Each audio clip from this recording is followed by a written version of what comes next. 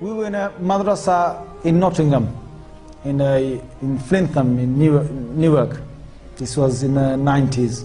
We came to a building that was an old RAF building that had been deserted for 20 years. So we were now coming into this, and we were going to start using this as a madrasa. Now when we came there, one of our teachers, he said to us, he said, because we started off living in one corner, and we're going to slowly start using the rooms till the other side of the madrasa. Now this place had 120 rooms, yeah? And it had about 3 different halls, massive. We had an east wing, a west wing, a middle sort of part. And we were in the east wing, and we were just staying just in a few rooms. We were talking about literally about 7 or 8 rooms. And teachers said, they said, don't go to the west side of the building. I'm telling you, you know, as young people, you dare yourselves, right? Yeah. So we said, come on, let's dare to go over there, right? So we were young, and we went into the west side in broad daylight, 12 o'clock. I'm telling you, it was spooky at 12 o'clock. Forget 12 in the night. We're walking, and we were holding our arms, and we were walking together, about a good 7 or 8 of us. As we're walking, we can hear doors banging, bang, bang, creaking, things opening. You know, we just run. We were saying, you know, our kalimas loudly, shahadas loudly, what about that loudly, Allahu la ilaha illa huwa al-hayyul qayyum, basically we're running, yeah? Now, you can imagine this place was really spooked up. And the teachers warned us, you know, don't go over there. Now what happened is one of these, there's this young kid, I'm not going to give you his name, he's probably grown up now, he's probably got kids now, right? So I don't want to embarrass him when some of you might confront him. But he was from up north, and he was a kid, about 13 years old I'd say, from Bangladesh. He didn't know a word of English. Forget anything else, right? He just knew Bengali. And he was the most quietest kid you can imagine. Just quiet, just sticks to himself, and that's it. And he's trying to become a hafiz of the Quran, and he only has done 1 juz. So one day what happens is that he sort of strays off, I don't know, he goes over to the other side, and he comes back. And no one sort of takes much notice of it, but he comes back, and the evening when we're all sitting together and we're sort of reading, I wasn't there in the hall at that time, but there were others who said it, but then I went over to the hall to verify this. So this is something that I have verified myself. What happened is that he came with his Quran up to his teacher. You can imagine a kid who's lallu pattu, who doesn't know a single thing, yeah? He comes with the Quran to his teacher, puts it right in front of him, and he says to him, he says, test me.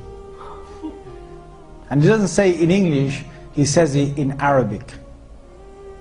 And as a kid, suddenly knows Arabic, right? So he says, test me. And his teacher looks at him and he thinks, is he having a laugh? You know, those days, you know, the beats were a common thing, right? I think, shall I just make spaghetti out of him, you know, like, yeah? So this kid just seems to know, test me, any way you want, yeah? So the teacher says, okay, the Quran's closed. He said, okay, read from the 15th juz. He says, Subhanalladhi yasra bi'abdi laylan min al-masjid al-haram ila al-masjid al-aqsa alladhi barakna hawlahu. And the teacher looks at him and thinks, what is happening to this kid? So the teacher then tests him from another place, and another place, another place, and this kid now knows the Quran, and the kid challenges the teacher in speaking Arabic. And this kid has got really good Arabic all of a sudden, right?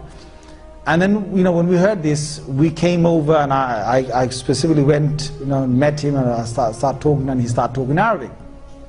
Weird. So then we thought, okay, you know, whatever has happened, miracle of God, you know, and you wait. What happens is now this kid is acting really weird, because he goes and he gets a hair clipper, and he shaves half of his head, and he leaves the other half as it is. Takes his hat off, walks down the corridor with half of his hair on one side, long, and the other half is completely shaven. Now kids are freaking out. Jinn, jinn, jinn, jinn. Right? So then, you know, the teacher grabs hold of him and says, well, you got to basically just shave the other half, so the shave, the other half. So we've done that. Now, and he's acting all weird. He's doing things that sort of abnormal. So he then goes to bed, and okay, he's gone to bed. At about 2 in the night, all these kids, there's 6 to a room, and there's 3 bunk beds in every single room. So there's sort of 2 on every sort of bunk bed. 2 in the night, 5 of them from that room, from his room, come running down the corridor, yeah, banging on the principal's door, yeah. Jinn, jinn, jinn, jinn, jinn, jinn, jinn. So the principal gets up, says, "What's the matter?" Jinn, jinn, jinn, jinn, jinn. And the principal comes in, and there's only one kid sleeping. It's that one kid, the one that shaved his head, right? The one that knows Arabic all of a sudden now. Yeah? He said, "What's wrong?" He said, "Nothing." So they go back. He said, go back, puts them all in bed, comes back. And he says, after a little while, these kids are screaming back again.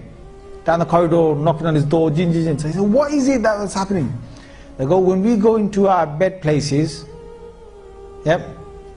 Imagine this guy's name is Imran. I'm just making it up. I'm not saying his real name, yeah? Imagine his name is Imran or something. They said that we hear all across the walls something dragging its nails or whatever it is and saying,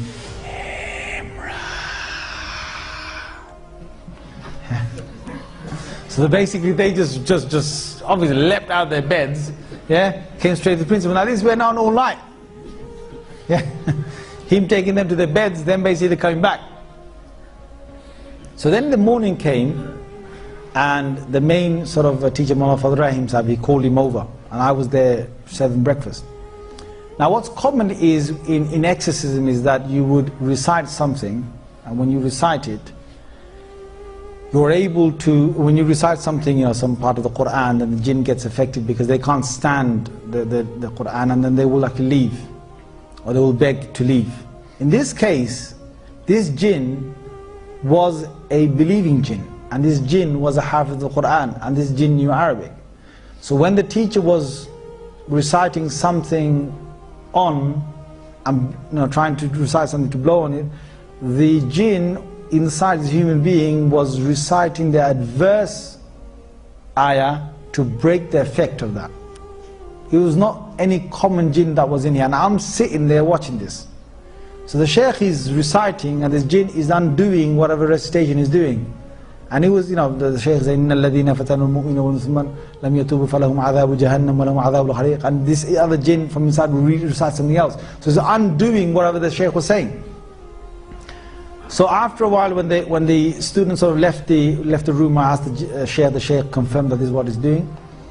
And then the shaykh said that the only way to actually get rid of the influence is to take this young boy back to his hometown and to leave him there for 1 month.